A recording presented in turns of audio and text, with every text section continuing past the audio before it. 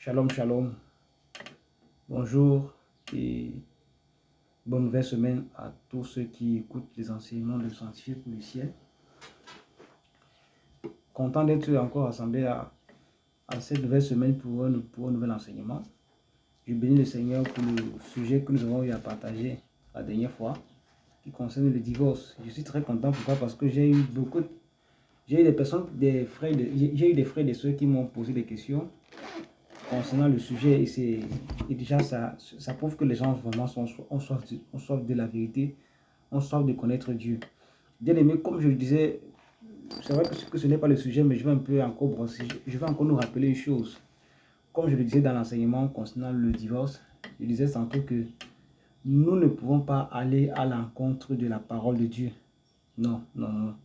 Aujourd'hui, je suis un peu choqué. Pourquoi? Parce que beaucoup de personnes disent non. Tu lis la parole de Dieu, mais tu n'as pas la révélation, et au nom de la révélation, on a toléré et accepté n'importe quoi dans l'église. Au nom de la révélation, on peut faire croire aux gens que par les mouchoirs, tu vas être guéri. Au nom de la révélation, on peut faire croire aux gens que par l'eau, par l'huile, par n'importe quoi, tu peux être béni. Si c'est que tu donnes beaucoup d'argent, au nom de la révélation.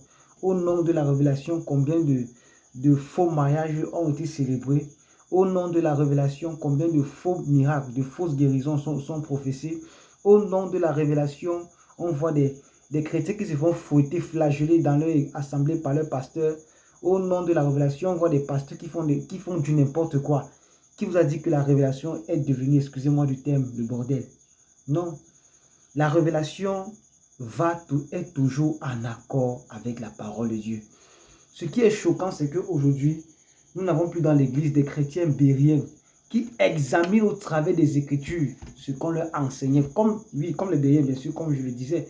L'apôtre Paul, malgré tous les miracles qu'il pouvait faire, malgré tout ce que le Saint-Esprit pouvait faire au travers de lui, cela n'empêchait pas que les bériens, c'est que dans l'Acte des Apôtres, à chaque fois qu'il prêchait, à chaque fois qu'il parlait de la parole de Dieu, ils examinaient est-ce que ce que l'apôtre Paul prêchait était la vérité. Bien aimé, faisons beaucoup attention à cause de la révélation. La révélation ne nous donne pas le droit de faire ce que nous désirons. La Bible dit ceci, que la foi vient de ce qu'on entend. Et ce qu'on entend vient de la parole de Dieu. La foi ne vient pas de la révélation. Il faut que ça soit clair. Romains chapitre 10, le verset 17 est clair à l'intérieur. La foi vient de ce qu'on entend, et ce qu'on entend vient de la parole de Dieu. Dans Jean chapitre 1, il est dit ceci, au commencement était la parole. Ce n'était pas la révélation, je suis désolé. Au commencement, c'était la parole, et toute chose a été faite par la parole et non par la révélation. Mais aujourd'hui, à cause du non-révélation, les chrétiens font ce qu'ils veulent. Écoutez, faisons beaucoup attention. Dieu avait donné une instruction claire à Adam et Ève. C'était de ne pas manger le fruit de l'arbre de la connaissance du bien et du mal. Mais Satan est venu avec sa part de révélation et a plongé toute l'humanité dans ce que nous connaissons aujourd'hui. À cause de quoi? De la révélation. Ève n'a pas voulu se limiter à ce que Dieu avait dit. Mais elle a cherché une extra révélation. Et malheureusement, cette révélation l'a détournée, amen, de la simplicité de Christ. Comme dit Paul dans 2 Corinthiens chapitre 11. Vous savez, c'est très important ce verset, pour ceux qui lisent la Bible, bien sûr. Je crains que vous soyez séduits, car si on vient vous prêcher un autre Jésus, ou si on vient vous prêcher un autre Saint-Esprit, vous le supporterez fort bien. Et c'est la pauvre réalité aujourd'hui. C'est que, à cause de la révélation anti-biblique, hors contextuelle biblique, on fait du n'importe quoi dans l'église. Et le sujet que je vais parler ce matin, toujours concernant la parole, bien sûr, concernant l'église, c'est est-ce qu'un serviteur de Dieu ou une servante de Dieu peut avoir plusieurs casquettes? Quand je parle de casquettes, aujourd'hui c'est tellement vulgaire, on voit des serviteurs de Dieu, des hommes de Dieu, des femmes de Dieu, qui s'appellent par exemple apôtres, prophètes. On voit plusieurs qui portent plusieurs casquettes, apôtres, prophètes, pasteurs. Est-ce qu'un homme de Dieu est appelé à avoir plusieurs casquettes? Et comme d'habitude, nous allons examiner dans les Écritures et non dans le livre d'un homme de Dieu, non. On va examiner dans les Écritures, est-ce qu'un homme de Dieu peut porter plusieurs casquettes? Je le dis encore, il est important que toi et moi, enfants de Dieu, nous devons savoir que voici ce qui va nous juger. la parole de Dieu, ce n'est pas la révélation. Et je le dis, toute révélation qui contredit la parole de Dieu ne vient pas de Dieu. Parce que la Bible dit ceci, ces paroles sont esprit et vie. C'est esprit et vie. Et l'apôtre Paul dit dans 2 Timothée chapitre 3, le verset 16, toute écriture est inspirée par Dieu. Donc tout ce qui est écrit dans la parole de Dieu, ce n'est pas inspiré de la chair humaine. Ce n'est pas inspiré de la pensée d'un homme, mais c'est inspiré de Dieu.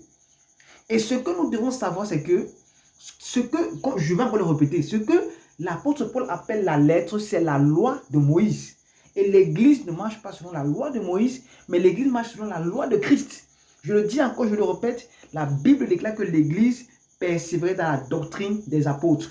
C'est quoi la doctrine des apôtres? C'est l'enseignement que les apôtres ont donné afin que le peuple soit bâti, parce qu'on ne leur enseignait pas ce que Moïse disait, non. Et c'était pour cela qu'il y avait ce conflit dans l'église des Actes des Apôtres, dans l'église primitive. C'était quoi? C'était le fait que les Juifs, certains Juifs qui étaient vraiment, bien sûr, qui avaient cru au christianisme, voulaient enseigner les rites de Moïse aux non-Juifs convertis à Christ. Ils ont commencé à vouloir prêcher la circoncision, qu'ils doivent respecter le sabbat. Or, ce n'était pas ça le message que les apôtres donnaient au peuple. Amen. Bien-aimé dans le Seigneur. En tant qu'un apôtre, personnellement parlant, parce qu'il faut savoir qu'un apôtre, c'est un défenseur de la saine doctrine. C'est vrai qu'il y a beaucoup de Dieu qui s'appellent apôtres, qui ne savent même pas ce que c'est apôtre. Je crois qu'on va un peu briefer pour savoir, pour connaître quoi d'abord les 5 ministères. En tant qu'un apôtre, j'ai le devoir, j'ai la responsabilité de défendre la saine doctrine. C'est quoi la saine doctrine? C'est ce que les apôtres avant nous, Paul, Pierre, ont prêché. Et c'est ça qu'en tant qu'un apôtre, nous devons communiquer au peuple. Bien aimé, je ne viens pas vers vous avec une extra révélation. Parce que je ne crois pas que Dieu, je ne crois pas que Dieu, quelle est l'expression que je peux dire? Je ne crois pas que, amen, je ne crois pas que Dieu qui a utilisé l'apôtre Paul, Dieu qui a utilisé l'apôtre Pierre et tous les autres apôtres, ils ne nous ont pas donné tout ce qu'on devait. Non, ils nous ont donné l'essentiel. Ils nous ont donné quoi? Le socle dans lequel nous devons bâtir. On ne peut pas ajouter autre chose. Dans la loi de Moïse, il est dit de ne pas déplacer les bornes. On ne peut pas déplacer les bornes. On doit rester dans les bornes que les apôtres ont prêchées. Rappelez-vous très bien, pour ceux qui les avaient dans Actes chapitre, je crois c'est 17 ou 24, je crois, où quand l'apôtre Paul voulait se séparer des flèches d'une église, là, d'une église, je crois que c'est Éphèse. Amen. Il a rencontré les anciens d'Éphèse et il leur a dit que je vous ai enseigné tout le conseil de Dieu sans rien cacher pendant 3 années. Donc ça peut dire que l'apôtre Paul avait communiqué tout. Et ces lettres, ainsi que les autres lettres des autres apôtres, nous montrent déjà l'aspect général dans lequel nous devons fonctionner, sans toutefois rien ajouter, sans toutefois rien modifier. Mais aujourd'hui, on se rend compte qu'il y a même des serviteurs de Dieu qui critiquent l'enseignement que les apôtres ont donné. Oh, bien-aimés dans le Seigneur, à qui voulons-nous plaire? Croyons qu'on est plus spirituel que les apôtres, croyons qu'on a plus de révélations que les apôtres. Je dis non. Toute révélation qui contredit ce que les apôtres nous ont donné ne vient pas de Dieu. Je le dis ça humblement. Si moi-même je vous dis une chose, que les apôtres dans la parole de Dieu n'ont pas prêché, n'écoutez pas ce message. Ça ne vient pas de Dieu. Amen. Ça ne vient pas de Dieu. Alors, au travers donc des épîtres des apôtres, des épîtres de Paul et ainsi que les autres, nous avons déjà comment dire ça? Je peux dire à 98% la connaissance de Dieu. Amen. Donc, la révélation ne vient que confirmer ce que nous lisons dans les Écritures. Et non critiquer les Écritures parce que Dieu n'est pas un philosophe. C'est les philosophes qui disent thèse, antithèse, synthèse. Ça, c'est la philosophie. Mais Dieu n'est pas un philosophe. Dieu, c'est comme un mathématicien. Dieu, c'est comme un scientifique. 1 plus 1, c'est 2. Ça ne change pas. C'est une loi qui est claire. On connaît tous la loi, la théorie de quoi encore là, de Pythagore. Ça ne change pas. On n'a jamais dit que la théorie de Pythagore a évolué. C'est impossible. Et c'est ainsi que la parole de Dieu est. Amen. Elle n'évolue pas. Elle demeure telle qu'elle est. Amen. Donc la révélation de Dieu ne vient que confirmer la parole de Dieu. Si tu reçois une révélation qui n'a pas de confirmation dans les Écritures, cette révélation ne vient pas de Dieu. Il faut que ça soit clair. Que ton pasteur ne vienne pas t'embrouiller avec eux. Oh, c'est la révélation. Écoutez, à cause de la révélation, il y a le désordre dans l'église. Surtout dans l'église dit de réveil. À cause de volonté spirituelle, on a même voulu dépasser le Saint-Esprit. En fait, c'est ça. Chercher la révélation, c'est comme pour dire Saint-Esprit, je n'ai plus besoin de toi. Il faudrait que d'autres choses m'enseignent. Non, bien aimé, on ne peut pas faire les choses à cause de la révélation. Je rends grâce à Dieu pour ceux qui posent des questions, pour ceux qui me posent des questions, soit sur WhatsApp, soit sur la page YouTube, qui veulent savoir, qui veulent un peu connaître davantage concernant ce que je prêche. C'est bien, c'est important. Bien aimé, écoutez, tout ce que je partage, prenez vous-même vos Bibles, lisez votre Bible et interrogez Dieu. On ne peut pas interroger Dieu parce que c'est encore ça le souci. C'est que beaucoup de personnes veulent questionner Dieu, mais sans aller voir les Écritures. Dieu ne peut pas te répondre sans les Écritures. Tu peux lire un verset et ne pas comprendre, c'est une chose. Mais quand un serviteur de Dieu prêche et qu'il te donne un verset biblique, et que tu dis que non, ça ne me convainc pas, je vais aller demander à Dieu. Mais comment tu vas demander à Dieu si déjà la parole de Dieu ne te convainc pas? Il y a des choses qu'on n'a pas besoin de demander à Dieu. C'est écrit lisement dans la parole de Dieu. Est-ce que j'ai besoin de partir demander à Dieu si le péché est mauvais? La Bible me dit que le salaire du péché, c'est la mort. Quel genre de conviction je veux encore? Alors, il est vrai qu'il y a des convictions qui ne sont pas forcément littéralement écrites dans la Bible, comme par exemple, tu ne vas jamais voir dans la Bible le mot masturbation. Tu ne vas jamais voir dans la Bible le mot cigarette. Est-ce que fumer est péché? Tu ne le verras jamais, mais est-ce que cela ne veut pas dire que la parole de Dieu n'en parle pas? C'est ça le problème. Donc, il y a des vérités bibliques. Il y a des vérités oui, qui sont déjà bibliquement scripturales qu'on n'a pas besoin de cogiter, d'aller importuner Dieu pour cela. On n'a pas besoin de cela. Vous savez pourquoi est-ce que Dieu a voulu tuer, comment il s'appelle là, le prophète Balaam? Parce qu'il a voulu interroger Dieu sur ce qu'il ne fallait pas. Comment il peut aller interroger Dieu pour demander s'il doit maudire le peuple de Dieu? Mais ça, c'est pas la sorcellerie. C'est la pure sorcellerie que Balaam voulait faire. Au nom de la cupidité. Au nom de la cupidité, parce qu'il a vu les présents de Balak, il va demander à Dieu s'il doit maudire le peuple de Dieu. Écoutez, est-ce que ce gars même était normal? Faut sincère. Et c'est comme ça que beaucoup de chrétiens se comportent aujourd'hui. Ils veulent aller interroger Dieu sur ce que Dieu a déjà dit dans sa parole. C'est la plus sorcellerie. C'est la plus sorcellerie, frère. Il y a beaucoup de sorciers dans l'église, malheureusement. Mais je prie que tu ne sois pas un sorcier. Alors, comme je disais, n'est-ce pas, excusez-moi d'avoir un peu, j'ai voulu un peu résumer pour nous amener à comprendre certaines choses. J'ai voulu un peu nous amener à comprendre qu'on n'a pas besoin d'une révélation, qu'on n'a pas besoin d'attester une révélation sans les Écritures. Toute révélation doit être attestée dans les Écritures. Même les prophéties que nous recevons doivent être attestées dans les Écritures. Si c'est le cas, jetons la Bible, marchons avec la révélation. Mais non. Il n'y a pas de révélation sans parole de Dieu, je suis désolé. Alors, est-ce que bibliquement, est-ce que selon les apôtres, parce que je dois d'abord commencer ici, est-ce qu'un homme de Dieu peut s'appeler, peut s'auto-proclamer, je suis apôtre prophète, je suis apôtre pasteur, je suis apôtre docteur? Est-ce que bibliquement cela est-ce que la parole de Dieu nous autorise cela? Écoutez, je ne marche pas selon les révélations qui sont contre la parole de Dieu. On doit marcher selon la parole de Dieu parce qu'on ne peut pas être plus spirituel que ceux qui ont écrit cette parole. C'est très clair. Nous ne faisons que lire, mais eux, ils ont eu l'inspiration céleste pour l'écrire. Et gloire à Dieu que ceux qui ont traduit ont fait les efforts de traduire exactement selon la révélation que Dieu a donnée à ces hommes-là. Amen. Alors, la question qu'on doit se poser ce matin, est-ce qu'un homme de Dieu peut avoir plusieurs casquettes? C'est ça que moi j'appelle casquettes. Les casquettes, c'est quoi? C'est les ministères. Est-ce qu'un homme de Dieu peut s'appeler apôtre, prophète, pasteur, docteur en même temps? On va lire d'abord dans les Écritures avant de commencer. On va lire dans 1 Corinthiens chapitre 1 Corinthiens. Vous savez que moi j'aime toujours commencer par la parole de Dieu. Disons là, oui, avant de lire, on va d'abord prier. Seigneur, merci encore pour ce matin. Merci pour ta grâce. Merci pour ce matin. Merci pour ton amour. Père, nous voulons parler de ta parole ce matin. Et nous prions que ta parole peut nous transformer. Seigneur, tu veux nous enseigner ce matin. Est-ce qu'un homme de Dieu peut avoir plusieurs casquettes? Réponds-nous par ta parole au nom puissant de Jésus-Christ. Amen. Alors, bien aimé, on va lire dans 1 Corinthiens chapitre 3. Je crois que c'est oui, effectivement, c'est 1 Corinthiens chapitre 3. Excusez-moi, je vais pour aller un peu rapidement. Est-ce que c'est important que nous nous posons cette question? Est-ce qu'un homme de Dieu peut avoir plusieurs casquettes?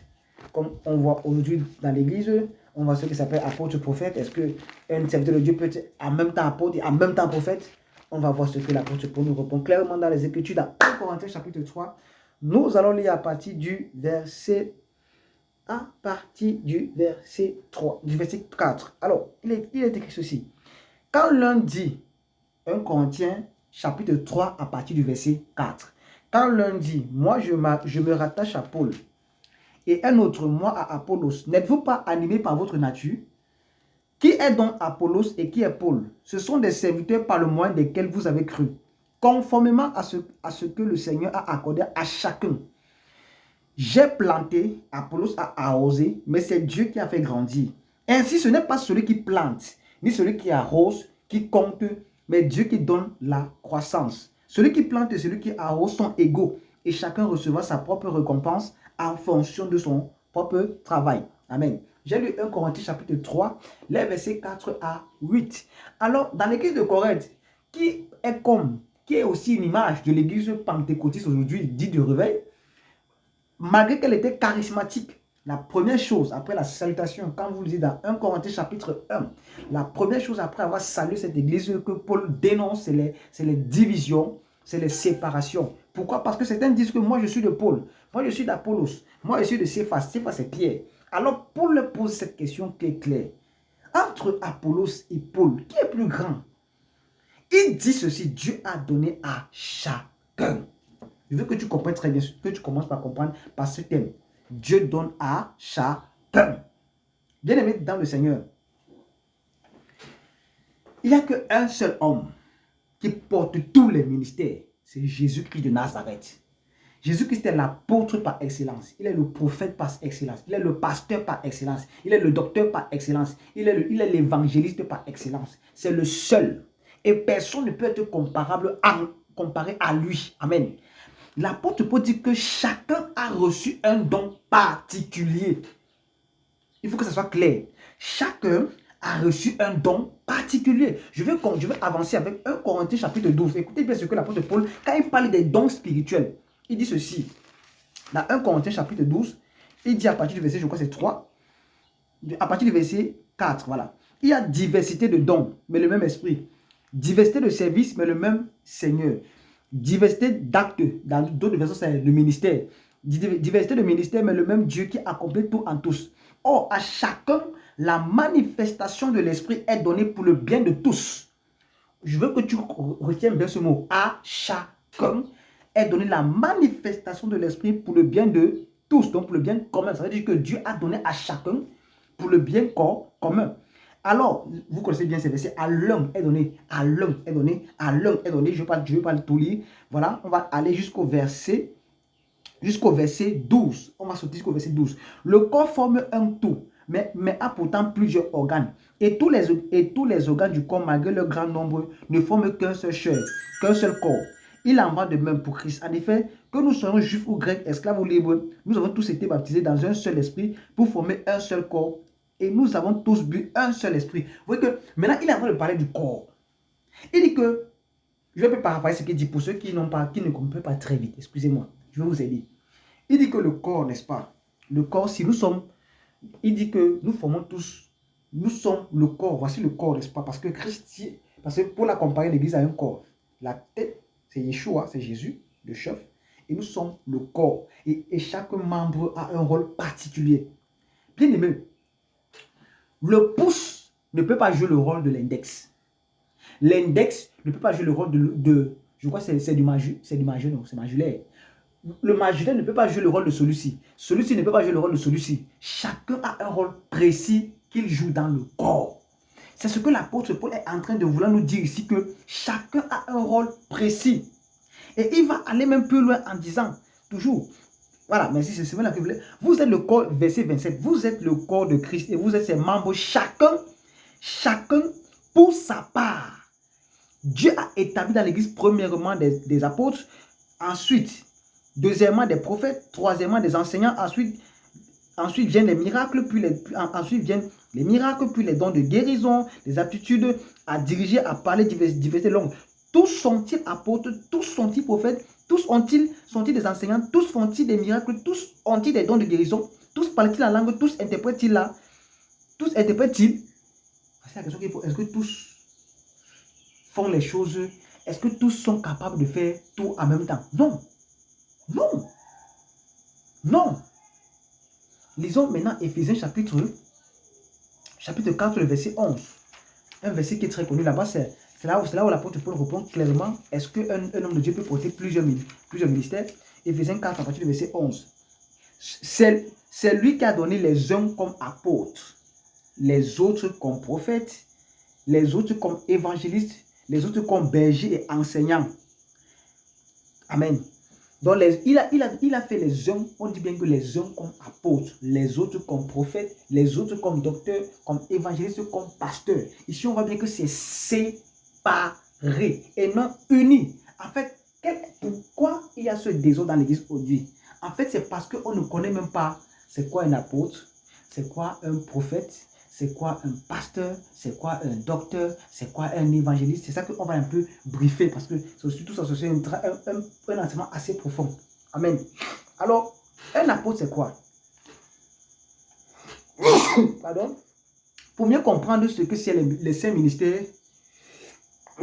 on peut aller un peu en médecine. En médecine, on a ce qu'on appelle le généraliste et les spécialistes. Le généraliste, c'est celui qui maîtrise un peu tous les domaines du corps. C'est celui qui a la connaissance générale de tous les domaines du corps. Avant de partir, c'est le généraliste qui va t'orienter vers un spécialiste. Quand vous allez à l'hôpital, quand vous êtes malade et que vous partez à l'hôpital, la première personne qui vous consulte, c'est le généraliste. Amen. Parce qu'il a la maîtrise un peu générale, en particulier, en général, du corps. Alors, il saura que, quand on va prendre vos paramètres et qu'il va vous diagnostiquer, il saura à quel niveau le mal est. Et maintenant, c'est lui qui va vous orienter vers un spécialiste. Il pourra se dire que, ok, quand vous manifestez tel syndrome, il faudrait que vous partiez voir, par exemple, soit un gynécologue, soit un ophtalmologue, ou un peu. Donc, c'est le généraliste qui a le mandat de vous orienter vers une personne, mais jamais quand vous êtes parti à l'hôpital, vous n'allez jamais voir sur le cachet généraliste ophtalmologue. Ça n'existe pas. Le généraliste, c'est le généraliste, il n'est pas spécialisé. Non, il ne s'est pas spécialisé dans un domaine précis. Pourquoi? Parce que le corps humain est tellement grand qu'un homme ne peut pas se spécialiser dans tous les domaines. C'est impossible. Son cerveau va exploser. Donc, il y a des spécialistes du cerveau, des yeux, du nez, des dents, des oreilles. Donc, il y a chaque chose, chaque élément a un spécialiste. Et c'est pareil dans le ministère. Le généraliste dans le ministère, c'est l'apôtre. L'apôtre est celui qui fonde les ministères, qui fonde les églises. Regardez un peu comment est-ce que l'apôtre Paul a œuvré. Il est arrivé dans une ville, voilà, il évangélisait et il instaurait les ministères. Effectivement, l'apôtre est capable d'évangéliser, l'apôtre est capable de prophétiser, l'apôtre est capable d'enseigner comme un docteur. Parce qu'il est le généraliste, lui qui couvre tout. C'est pour cela que beaucoup de personnes qui ont l'appel apostolique, en fait, quand ils commencent à avoir le ministère et qu'ils se mettent à prophétiser, ils commencent à s'appeler apôtre, prophète. Bref, c'est une tautologie, c'est un abus de langage. Ils ne comprennent même pas ce qu'ils font. C'est parce qu'ils ne comprennent pas c'est quoi l'apôtre. Donc l'apôtre est capable de prophétiser quand l'apôtre Paul a prophétisé dans beaucoup de choses que nous vivons aujourd'hui. L'apôtre est capable d'enseigner, il a enseigné. D'où la sainte, c'est 13 épîtres, il a enseigné comme un docteur. Il a cette capacité-là. L'apôtre peut être un très grand évangéliste. Paul a évangélisé et il a fondé des ministères. C'est tout à fait normal. Mais jamais vous allez voir dans la parole de Dieu l'apôtre Paul sans s'être appelé apôtre prophète. Vous n'allez jamais le voir. C'est un abus de langage.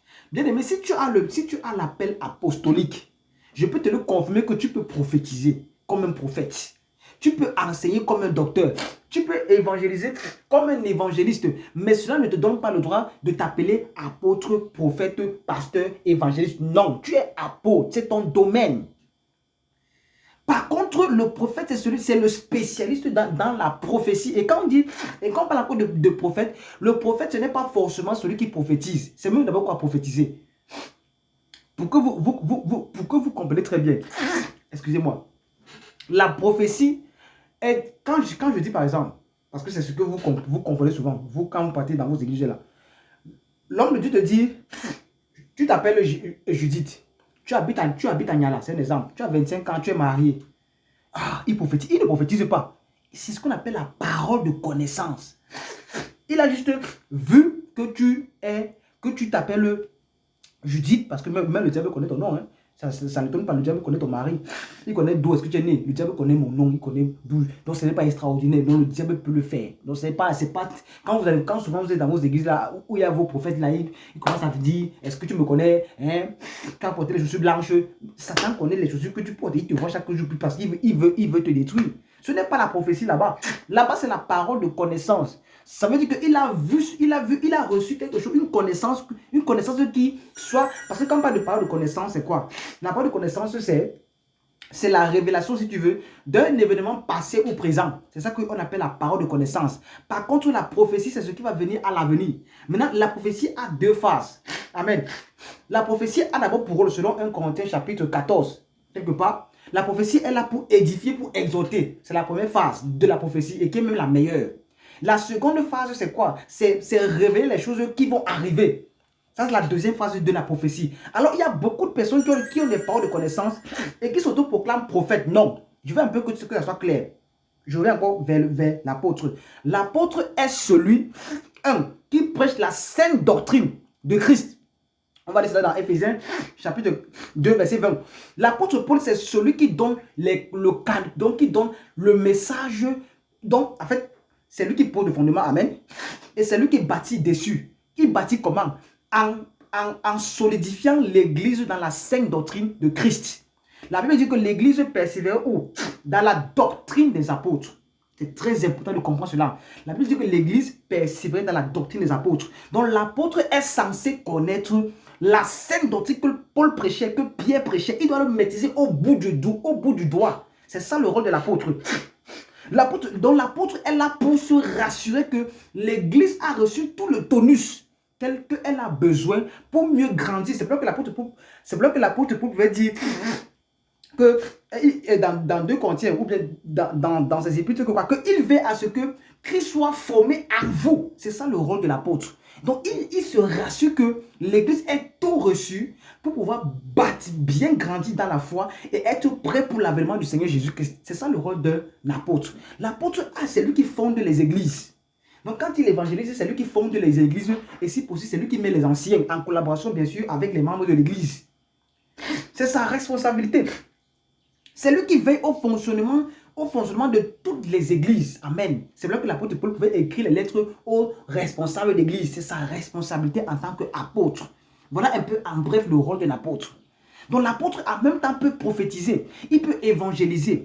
Bien sûr, il a cette grâce de connaître dans tous les 5 ministères. On a vu cela avec l'apôtre Paul. Mais jamais il ne va s'appeler apôtre, prophète, docteur, comme jamais vous ne verrez généraliste, obstétricien par exemple. Non. Un généraliste, c'est un généraliste. Un spécialiste, c'est un spécialiste. Comme l'apôtre demeure l'apôtre. Donc quand on voit apôtre, quelque part, on est censé savoir que cet apôtre, cet homme de Dieu-ci qui est apôtre, il peut prophétiser comme un prophète. Il peut prendre un ministère comme un prophète, il peut enseigner comme un docteur, il peut évangéliser comme un évangéliste. Amen. C'est sa responsabilité. Il peut encadrer les brebis comme un pasteur. L'apôtre Paul a encadré des brebis pendant des années. On a lu ça dans l'Acte des apôtres. Donc c'est ça le rôle d'un apôtre. Donc quand on dit que tu es apôtre, tu es censé maîtriser la doctrine des apôtres au bout du doigt. Mais aujourd'hui, je vous le dis, il y a beaucoup qui s'autoproclament apôtres, mais qui ne connaissent même pas c'est quoi la sainte doctrine. Ils ne connaissent même pas le message de la croix. Et c'est honteux pour eux. Amen. Et je vais encore souligner une chose. On ne commence pas évangéliste pour terminer apôtre. Ça, c'est un faux évangile. Le lion, même s'il est lionceau, même s'il ne grogne pas comme un lion, il est déjà lion. Donc, ton appel est déjà déterminé avant le ventre de ta mère. C'est ce que l'apôtre Paul a dit dans Galates. Il dit que lorsqu'il plut à celui qui m'a choisi dès le ventre de ma mère, je ne consultais ni la chair ni le sang. Donc, depuis le ventre de sa mère, Dieu avait déjà établi l'apôtre Paul apôtre, comme il avait établi Jérémie prophète des nations avant qu'il ne soit né. Donc, il n'y a pas de grade dans le ministère comme on nous a enseigné. Non. Si Si tu es évangéliste, tu vas mourir évangéliste à ce niveau. Je rends grâce à Dieu. On a eu un modèle sur terre. C'est le grand frère, c'est l'aîné, non, le papa. Je peux même dire le patriarche, Reinhard Bonnke. Il a été évangéliste du début de son ministère jusqu'à la fin. Ce n'est pas comme aujourd'hui. Si c'était un Africain, excusez-moi, qui avait fait cette œuvre-là, aujourd'hui, il serait appelé général. Ce titre n'est pas dans la Bible. On n'a pas lu les généraux dans les Écritures. Excusez-moi. Moi, je vais être biblique. Et je dois dire la vérité. Parce que l'homme noir, l'Africain en général, aime tellement les gros titres. C'est pour ça qu'aujourd'hui, on s'est écarté. Et aujourd'hui, on voit dans les églises, dans l'église, ce qui s'appelle général. Comme on montre dans les Écritures, où quelqu'un a été général. L'apôtre Paul, malgré après tout ce qu'il a fait, il ne s'est jamais appelé général. Général de Dieu. C'est écrit où dans la Bible? C'est écrit où dans la Bible, bien-aimé? C'est écrit où dans la Bible, général de Dieu? C'est écrit où? Prêchons-nous la parole de Dieu ou bien on prêche autre chose? Donc alors, comme je le disais, n'est-ce pas, l'apôtre, c'est lui qui a la responsabilité de prêcher la sainte doctrine. Un apôtre en général, c'est quelqu'un qui sa conversion n'est pas comme les autres. C'est quelqu'un qui a toujours une visitation de Christ, de Dieu. L'apôtre Paul a reçu une visitation de Jésus. Il a vu Jésus. Un apôtre, automatiquement, dans son appel, il ne croit pas comme les autres. Excusez-moi de le dire, mais c'est une pure vérité. Les apôtres ont toujours une révélation de Christ, comme l'apôtre Paul a dit dans Galates chapitre 1. C'est par révélation de Jésus-Christ que je vous ai enseigné cela. Donc sa conversion est particulière. Le Seigneur, depuis sa conversion, l'amène à voir des choses extraordinaires. Je parle de ce que moi-même j'ai vécu. Il est vrai qu'on m'a prêché l'évangile, mais Christ s'est révélé à moi en 2005. Dans un programme, Dieu m'a parlé, Christ m'a parlé pour la première fois de manière audible. Comme l'apôtre Paul aussi a eu sa part de révélation. Donc Dieu ne peut pas prétendre être apôtre sans avoir vu Jésus, sans avoir reçu des instructions de Jésus. Il faut que ça soit clair, c'est ça un apôtre. Donc ce n'est pas que tu as commencé évangéliste, tu as tellement servi, et maintenant ça devient le titre de vieillesse. C'est le mensonge, c'est anti-biblique. Donc, si quelqu'un peut avoir 15 ans, il est apôtre, c'est une pure vérité. Il peut être apôtre à 15 ans, c'est une vérité. Il faut que ça soit clair. Amen. Maintenant, le ministère prophétique. Le ministère prophétique, c'est un ministère qui est un peu compliqué. Amen. Mais, malgré qu'il soit compliqué, amen, je le dis tantôt que le prophète, ce n'est pas forcément celui qui a les paroles de connaissance, non. Comme dans l'Ancien Testament, les prophètes, quel était le rôle des prophètes? C'était toujours de ramener le peuple à Dieu. Et comment les ramener le peuple? C'était ramener le peuple à la parole. Quand le peuple se détournait, Dieu envoyait ses prophètes pour les demander de revenir aux bornes de la loi.